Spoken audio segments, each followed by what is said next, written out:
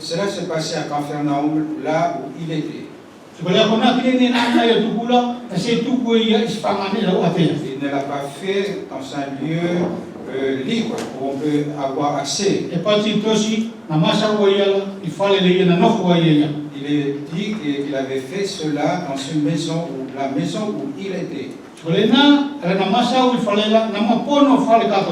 Et en ayant fait ce discours, la maison fut remplie de gens.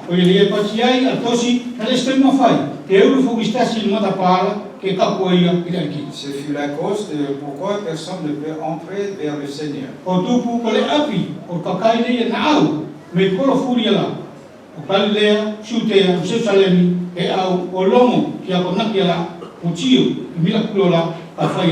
À cause du nombre de gens qui sont venus des villes voisines pour venir pour entendre et voir l'enseignement et voir les miracles que fait le Seigneur Jésus-Christ.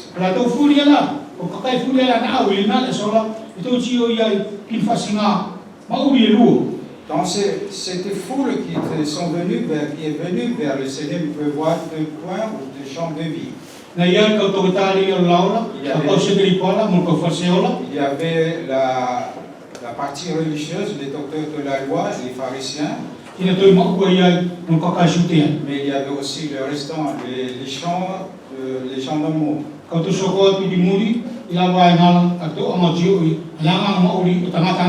Nous continuons par la suite pour voir les caractères de ces gens des hommes.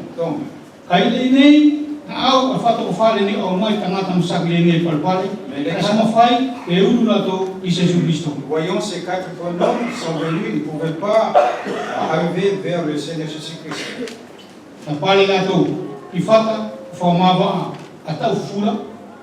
Ils sont montés vers le toit et ayant ouvert le toit.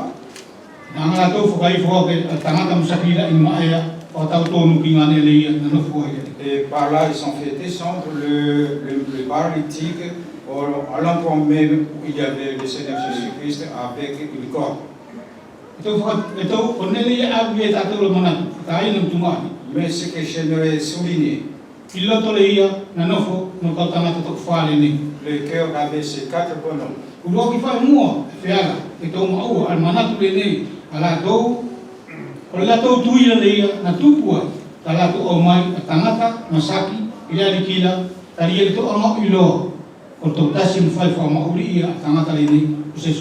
On peut voir à travers ces hommes qu'ils avaient la foi qui a conduit qu'ils puissent avoir cette foi et venir avec le malade vers le Seigneur Jésus-Christ qui peut le guérir.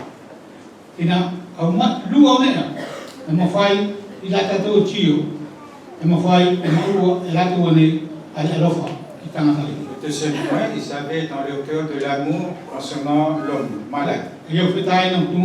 Ainsi bien-aimé.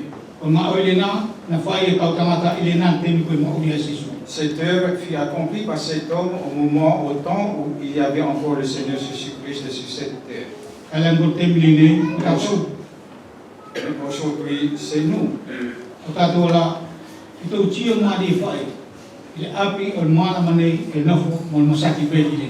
Nous voyons à cause de nous combien de gens sont dans cette situation qui est la maladie.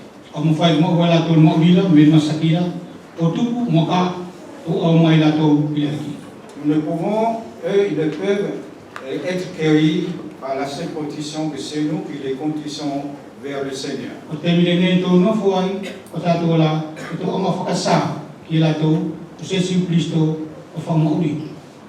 En ce temps que nous vivons, nous avons le devoir de leur annoncer que le Seigneur Jésus-Christ est le Sauveur. Jésus-Christ seul peut te sauver de tes péchés. Jésus-Christ seul, tu peux y trouver la vie éternelle.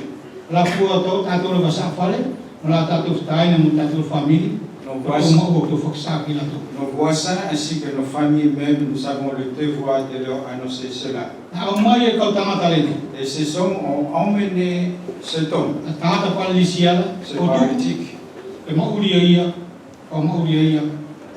afin que le Christ puisse le guérir. Il est aussi parlé concernant la foi. Kung tuya tayo ng tungani, nala estoy mafaya. Kisenea, tao fiyo, atau tangat aline, ilalato au abeleriki, au tangat palisia, ekakisi Christ. C'est leur foi qui a fait que rien ne peut contrer leur désir d'amener ce paralytique vers le Seigneur. Atau tio, bifana tao, oleh ilalato au, uskoi mafai, e abistasi, o kakisi. On peut constater combien est difficile l'accès vers le Seigneur Jésus-Christ. Ils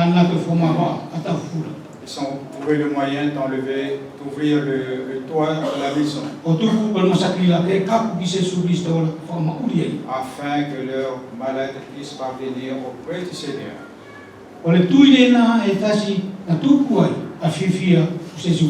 Et c'est cette foi qui a réjoui le cœur du Christ.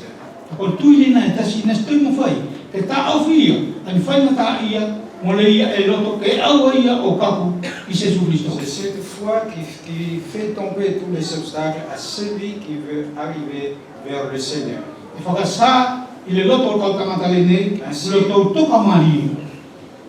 Ainsi que cet homme manifeste qu'il savait là, qu'il s'était prêt de traverser toutes les difficultés afin de parvenir vers le Seigneur. Afin que cet homme malade puisse être guéri.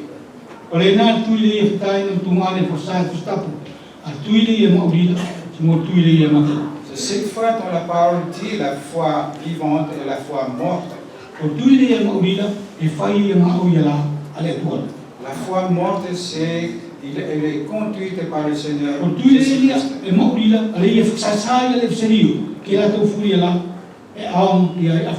Qui permet à ses enfants d'annoncer la parole de Dieu à tous ceux qui en ont besoin.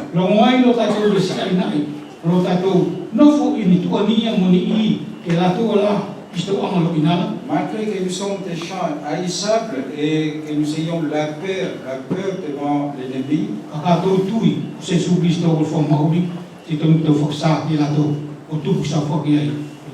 si nous croyons que le Seigneur Jésus-Christ est le Sauveur, nous avons comme devoir de leur annoncer que Christ est le Sauveur, afin que leur âme puisse vivre.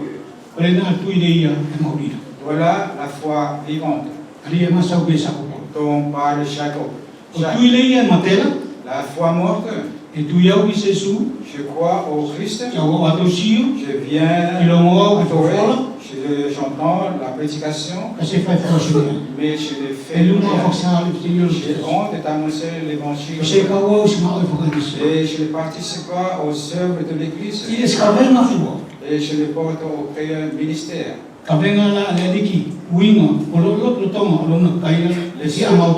Les ministères dans l'Église, je ne veux pas répondre. Mais je suis dans la crainte et la peur. On me haït et méprisé par d'autres à cause que je puisse parler de l'Évangile. C'est cette foi-là qu'on appelle la foi morte. La foi vivante, c'est la foi qui travaille. Mais celle, la foi morte, elle ne fait rien. Il reste simplement que venir là, aujourd'hui, et s'en va chez lui sans rien faire.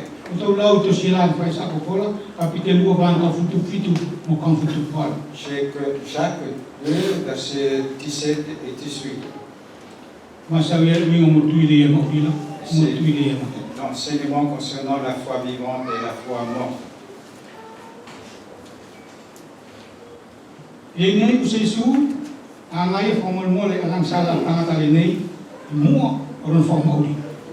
Nous voyons dans cette histoire que le Seigneur Jésus-Christ avait pardonné le péché de Sodome avant de le guérir. Et cet homme a été conduit vers lui, mais il était paralytique.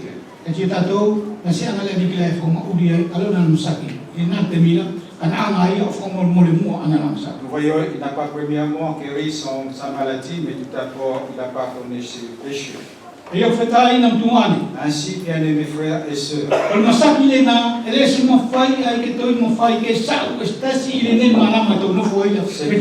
cette maladie, personne dans ce monde ne peut enlever ce champ de maladie de l'homme. Le docteur peut enlever des maladies physiques que nous pouvons avoir. Mais seul le Christ,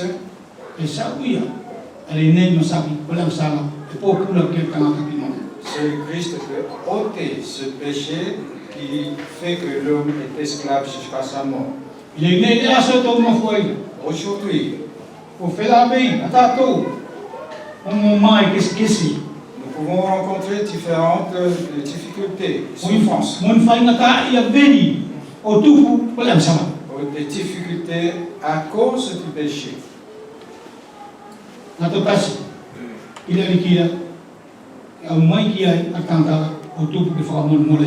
Seul Christ est l'objet dans lequel on peut amener l'homme afin que ce dernier puisse enlever, pardonner ses péchés.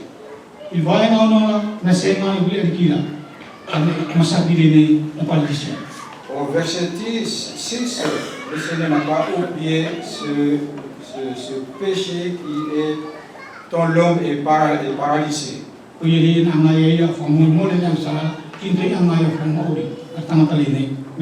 C'est pour cela qu'il a pardonné ce péché et en même temps il a guéri ce dernier de sa maladie.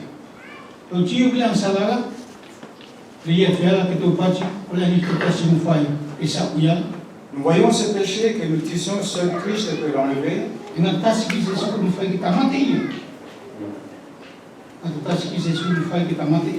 Seul Christ peut faire mourir, faire enlever.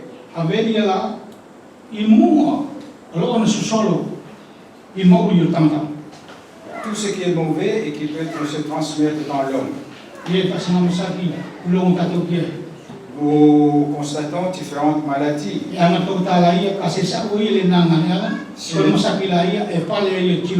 Si le médecin n'enlève pas ce début de maladie, il va se propager dans son corps. Comme notre frère qui est ici présent. Et concernant son doigt de pied, le médecin est obligé de l'enlever parce que sinon, cette maladie va se propager.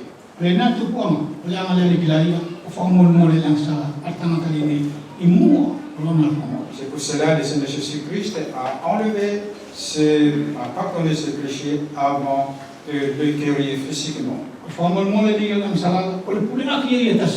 Le pardon des péchés est le seul moyen.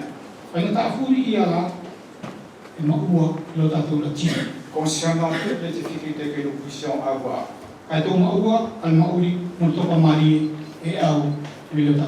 Et que nous puissions avoir la vie et la paix venant de notre Dieu.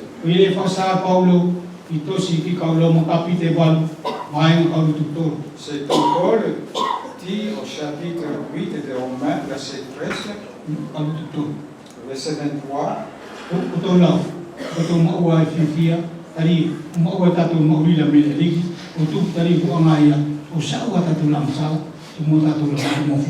Et lisez cela, nous avons la joie parce que Christ a enlevé notre péché et tout ce qui nous empêche de vivre, tous nos handicaps.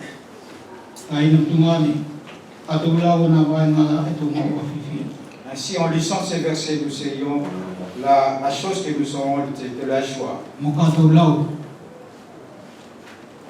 Si nous le lisons.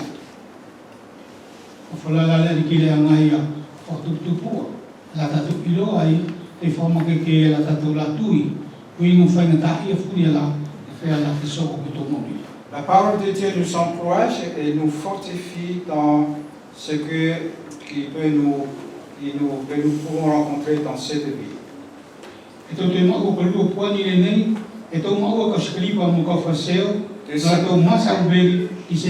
Deuxième point, nous pouvons laisser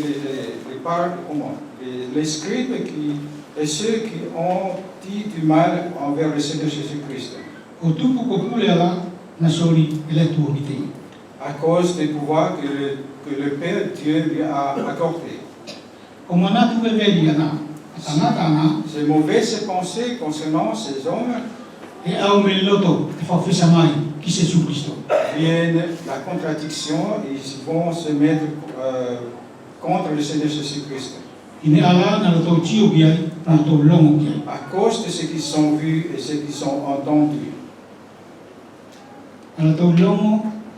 Ils ont entendu l'enseignement donné par le Christ. Ils ont vu comment le Seigneur a guéri cet homme paralytique. Et ils étaient contre lui. Ainsi nous voyons deux hommes, deux gens de vie. Beaucoup de gens sont venus là où le Seigneur Jésus-Christ était. Il y avait les docteurs, les scribes, les pharisiens et la foule normale.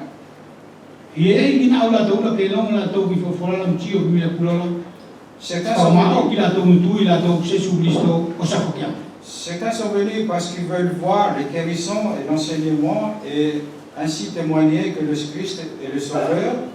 Mais les religieux, les scribes et les pharisiens